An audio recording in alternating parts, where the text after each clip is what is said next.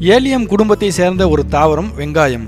India, Pakistan, Afghanistan, Iran ஆகிய நாடுகளில் பரவலாக சமையலில் பயன்படுத்தப்படுகிறது. பொதுவாக வெங்காயம் நறுக்கும்போது பல பேரை அழ வைத்துவிடும். நம் வாழ்வில் தினம் தினம் சந்திக்கும் ஒரு பிரச்சனை இது. அடித்தால் கூட அழாமல் இருக்கும் சிலர் வெங்காயத்தால் கண்ணீர் சிந்துவதுண்டு.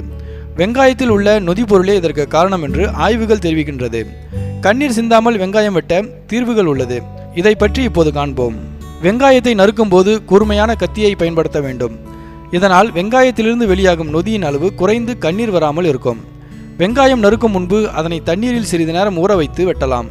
இதனால் நமக்கு கண்ணீர் வராமல் இருக்கும்.